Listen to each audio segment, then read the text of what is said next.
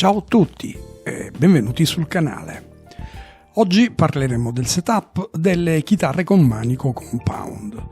Non si tratta di un setup molto diverso da quello delle chitarre con manico avente radius uniforme, ma alcune precisazioni ed accortezze saranno d'obbligo. Un manico compound si differenzia da uno con radius uniforme perché possiede una curvatura progressiva, più accentuata verso i primi tasti e sempre più piatta salendo verso il registro alto. Questo significa quindi due cose fondamentali. La prima è che non esiste un unico radius valido per tutta la tastiera. La seconda è che alcune regolazioni, se fatte senza metodo, porteranno a risultati incoerenti, soprattutto sul relief e sull'action. Il compound radius non è quindi più difficile in assoluto, richiede solo di sapere dove misurare, come e perché. Partiamo dal relief. Cosa cambia e cosa no? Perché è qui che è possibile fare molta confusione. Il truss rod, che regola la curvatura del manico, lavora sull'asse longitudinale, in pratica non segue la curvatura della tastiera e non sa nulla del compound radius. Questo significa che il metodo di regolazione del relief non cambia, ma cambia il punto di riferimento. La prima cosa da fare sarà la misurazione del radius nel punto previsto dal costruttore per la regolazione del relief.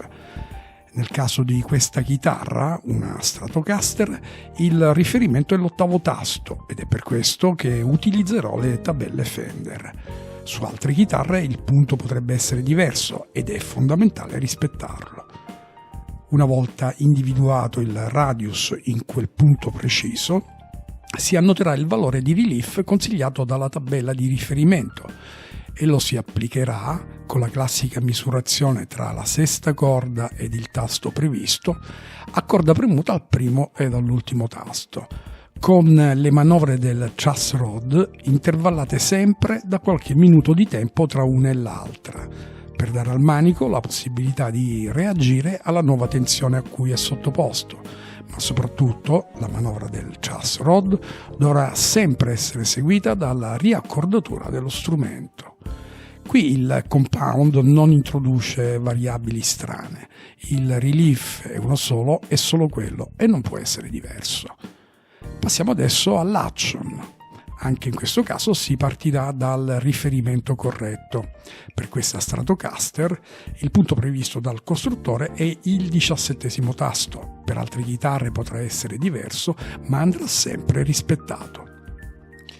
Misurato il radius in quel punto, prenderemo il valore di action, dalle tabelle Fender in questo caso, e lo applicheremo alle sole prima e sesta corda, all'altezza del medesimo tasto.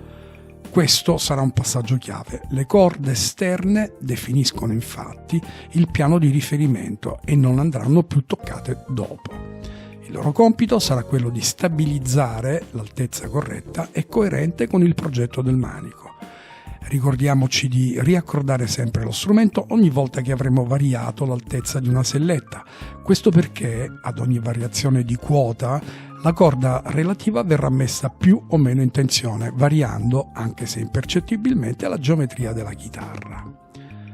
Occupiamoci adesso dell'armonizzazione delle corde centrali rispetto alla curvatura della tastiera, perché adesso entra in gioco la vera logica del compound. Le corde centrali, seconda, terza, quarta e quinta, non devono seguire il radius del 17° tasto, né quello dei primi tasti. Per armonizzarle correttamente ed ottenere per ognuna di loro la medesima distanza dai tasti, misureremo il radius all'ultimo tasto dove la tastiera è più piatta. Questo radius verrà utilizzato come riferimento per l'allineamento delle corde centrali senza toccare, ripeto, la prima e la sesta corda, che sono già state regolate in precedenza con l'action corretta. Applicheremo quindi il radius gauge appropriato sopra le corde all'altezza dell'ultimo tasto, ponendo la massima attenzione a non premerlo più del dovuto, ma anzi lasciandolo leggero sulle corde. Dopodiché, lavorando sull'altezza delle sellette, faremo in modo che tutte le corde sfiorino contemporaneamente il profilo del radius gauge, ripeto, anche a costo di apparire ripetitivo, senza variare l'altezza delle corde prima e sesta.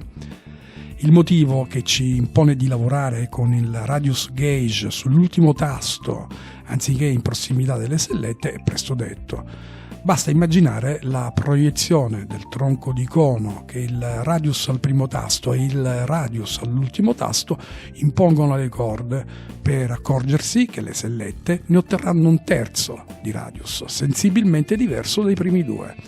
In pratica, se le corde avranno curvatura 10 pollici al primo tasto e 16 all'ultimo, prolungando la loro corsa ci ritroveremo con un radius ancora più piatto all'altezza delle sellette, radius che non c'è dato conoscere, salvo calcoli geometrici complicati. Questa è la ragione per cui ci affideremo ad un dato stabile, certo e facilmente verificabile, ovvero il radius dell'ultimo tasto. In questo modo le corde seguiranno la curvatura reale della tastiera, non una geometria fissa imposta dall'esterno. Il risultato sarà un action coerente, con bending puliti in alto e nessuna chiusura artificiale delle corde centrali. Adesso alcune considerazioni finali. La prima: un radius gauge fisso usato da solo è lo strumento sbagliato su un compound radius.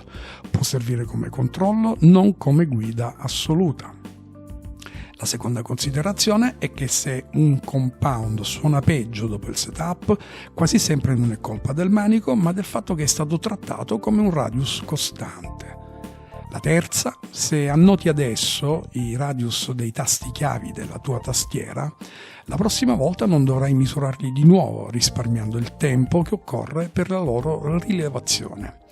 E infine la quarta, importantissima: cerchiamo di essere leggeri con la mano quando poggeremo il radius gauge sulle corde, per evitare che una pressione eccessiva abbassi le corde falsando la misurazione.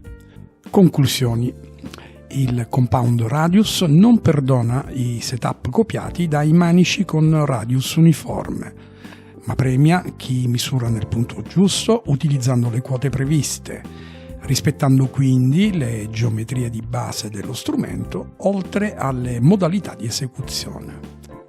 Conoscendo dove leggere i dati e soprattutto dove applicarli, questo diventerà uno dei manici più prevedibili e suonabili in assoluto. Un'ultima cosa: se avete trovato questo video utile, considerate la possibilità di lasciare un like e magari di iscriversi al canale, sia per restare aggiornati che per dimostrare apprezzamento al lavoro svolto finora.